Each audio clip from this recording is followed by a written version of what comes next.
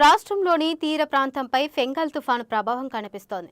కాకినాడ కొత్తపల్లి మండలం ఉప్పాడలో సముద్ర తీరం అల్లకల్లోలంగా మారింది.